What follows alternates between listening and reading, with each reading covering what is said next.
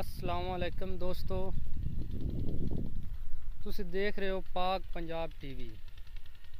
ते मैं ज़िला हाफसाबाद चो बोल रहा। ज़िला हाफसाबाद के नज़दीक पिंड 20 किलोमीटर उस जगह तो बोल रहा।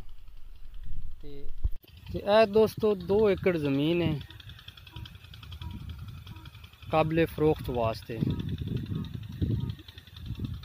ए नाल इंदे गैस पाइपलाइन है जिथे असी खड़े हाँ।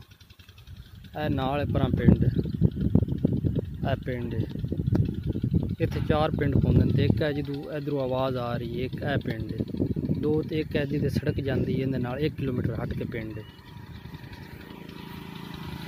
तो एक इधर पिंड है तुसावा वो भी नाल 2 किलोमीटर आड़ लगता है। ये 2 एकड़ ज़मीन है। ये देनी है अगर किसी को ज़रूरत हो किसी किस्म की इमारत बनाने वास्ते, petrol pump, school, marriage hall या इस तो हट के अगर कोई बनाने वास्ते जिंदे कोई पैसे नहीं हैं वो भी इनू इस्तेमाल लिया सकता है। सानू सालाना उनका ठेका दे सकता है। रोड के उत्ते ज़मीन है बिल्कुल। नाल भरा बन रहे ने, तुहानू विखाना वो भी वीडियो भेजने। अब एक इस ज़मीन के नाल प्लाट बन रहे हैं भरा। उस बाद पिंड चू किसी को पूछ सकते हैं कि बंदे कैसे ने। 2 नंबर तो नहीं, साढ़े नाल 5 साल का 10 साल का मुआहदा भी कर सकते हैं कि असी इस हद तक पैसे दे सकने या इस हद तक असी इनकी किराया दे सकने। ठीक है जनाब। बन्ने ते खलोते हैं तो यह प्लाटिंग हो रही है। ऐसा भी नाल प्लाट फरोख्त हो चुके हैं सड़क के नाल।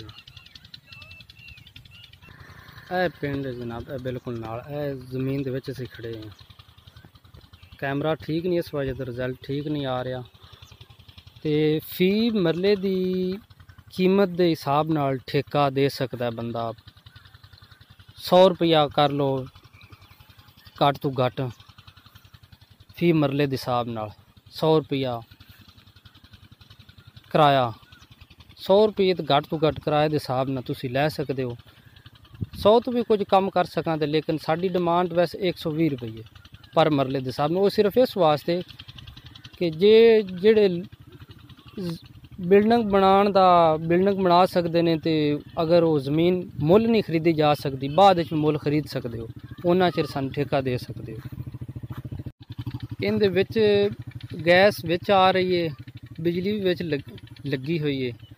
तो 4 पिंड इनके चौवां पासे ने, एक पासे नहीं चौवां पासे ज़मीन के 4 पिंड पै रहे हैं।